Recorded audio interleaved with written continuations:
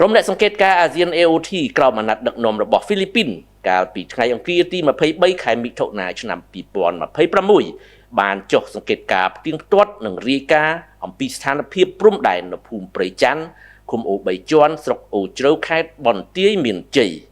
បេសកកម្មសង្កេតការនេះធ្វើឡើងនៅទីតាំងដែលទទួលរងការវាយប្រហារការរាយបន្លាលួសនិងការដាក់ពង្រាយទូកុងតឺន័រដើម្បីកាន់កាប់ដោយខុសច្បាប់របស់យោធាថៃដែលបានរារាំងប្រជាពលរដ្ឋកម្ពុជាជាច្រើនគ្រួសារមិនឲ្យវិលត្រឡប់ទៅផ្ទះសម្បែងវិញបាននៅឡើយបេសកកម្មនេះក៏ដើម្បីត្រួតពិនិត្យមើលការគោរពនិងការអនុវត្តវិធានការទាំងអស់នៅក្នុងសេចក្តីប្រកាសរួមក្រោយបទឈប់បាញ់ដែលចូលជាធរមានកាលពីថ្ងៃទី27ខែធ្នូឆ្នាំ2025កម្ពុជាផ្ដល់ការគាំទ្រយ៉ាងពេញទំហឹងដល់ក្រុមអ្នកសង្កេតការអាស៊ាន AOT ព្រមទាំងសង្កត់ធ្ងន់ទៅលើសារៈសំខាន់មិនអាចខ្វះបានក្នុងការពង្រឹងតួនាទីនិងអាណត្តិរបស់ AOT ដើម្បីផ្ទៀងផ្ទាត់និងធានាការអនុវត្តបទឈប់បាញ់ក៏ដូចជាវិធានការនានាដែលបានឯកភាពគ្នារវាងកម្ពុជាថៃ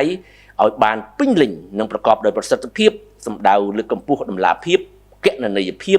និងការជឿទុកចិត្តគ្នាទៅវិញទៅមកកម្ពុជាក៏តែងតែស្វាគមន៍បណ្ដាប្រទេសជាមិត្តដែលមានបំណងចូលរួមក្នុង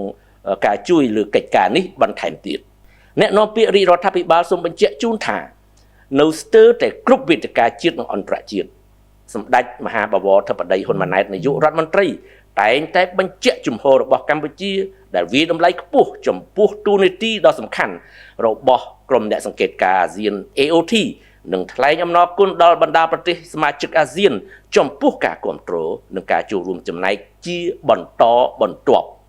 កម្ពុជាស្វាគមន៍ហ្វីលីពីនដែលបានទទួលតំណែងជាប្រធានអាស៊ានបន្តពីម៉ាឡេស៊ីនិងផ្ដល់កិច្ចសហប្រតិបត្តិការពេញទំហឹងដល់តួនាទីនិងអាណត្តិរបស់ AOT រាជរដ្ឋាភិបាលកម្ពុជាអំពាវនាវឲ្យមានការពង្រឹងតួនាទីរបស់ក្រុមអ្នកសង្កេតការ AOT ដើម្បីផ្ទៀងផ្ទាត់និងធានាដល់ការអនុវត្តបទឈប់បាញ់និងរាល់វិធានការនានាដែលបានព្រមព្រៀងគ្នាការឯកភាពគ្នាអំពីតួនាទីរបស់ក្រុមអ្នកសង្កេតការអាស៊ានមានចែងនៅក្នុងសេចក្តីប្រកាសរួមចុះថ្ងៃ27ខែធ្នូឆ្នាំ2025ជាក់ស្ដែងចំណុច12ចែងថាភាគីទាំងពីរទទួលស្គាល់តួនាទីដ៏សំខាន់របស់ក្រុមអ្នកសង្កេតការអាស៊ាន AOT និងឯកភាពគ្នាពង្រឹងតួនាទីរបស់ក្រុមអ្នកសង្កេតការ AOT ដើម្បីផ្ទៀងផ្ទាត់និងធានាការអនុវត្តប្រកបដោយប្រសិទ្ធភាពនៅវិធានការទាំងអស់ដែលមាននៅក្នុងសេចក្តីប្រកាសរួមដោយពិគ្រោះយោបល់ជាមួយប្រធានអាស៊ាននិងក្រុមអ្នកសង្កេតការអាស៊ានចំណុចទី13ចែងថា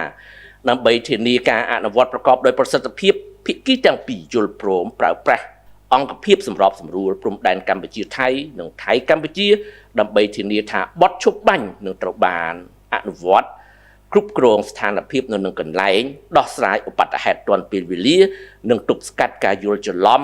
ក្រោមការសង្កេតនិងផ្ទៀងផ្ទាត់របស់ក្រុមអ្នកសង្កេតការអាស៊ាន AOT ដើម្បីបន្តនិរន្តរភាពនិងសុពលភាពនៃបេសកកម្មសង្កេតការផ្ទៀងផ្ទាត់ការពិតនៅតាមបណ្ដោយព្រំដែនកម្ពុជាថៃហ្វីលីពីនក្នុងនាមជាប្រធានបដូវវេនអាស៊ានឆ្នាំ2026ក៏បានដឹកនាំបន្តបេសកកម្មសង្កេតការនេះបន្តពីម៉ាឡេស៊ីកម្ពុជាសូមថ្លែងអំណរគុណចំពោះម៉ាឡេស៊ីនិងស្វាគមន៍យ៉ាងកក់ក្ដៅចំពោះប្រទេសហ្វីលីពីនដែលបានបដិញ្ញាចិត្តខ្ពស់ក្នុងការបំពេញតួនាទីក្នុងនាមជាប្រធានក្រុមអ្នកសង្កេតការអាស៊ាន AOT ឆ្នាំ2026ដោយអនុលោមតាមស្មារតីនៃសេចក្តីប្រកាសរួមនៃកិច្ចប្រជុំពិសេសលើកទី3របស់គណៈកម្មាធិការព្រំដែនទូទៅកម្ពុជាថៃ GBC ចុះថ្ងៃ27ខែធ្នូឆ្នាំ2025និងអរគុណបណ្ដាប្រទេសសមាជិកអាស៊ានដែលបានចូលរួមក្នុងដំណើរការសង្កេតការនេះដែលធ្វើឲ្យបេសកកម្មរបស់ក្រុមអ្នកសង្កេតការអាស៊ាន AOT ប្រព្រឹត្តទៅដោយរលូននិងជាសាក្សីដ៏សំខាន់ក្នុងការអនុវត្តបទឈប់បាញ់ក៏ដូចជារាល់ចំណុចទាំងអស់ដែលកម្ពុជានិងថៃបានឯកភាពគ្នា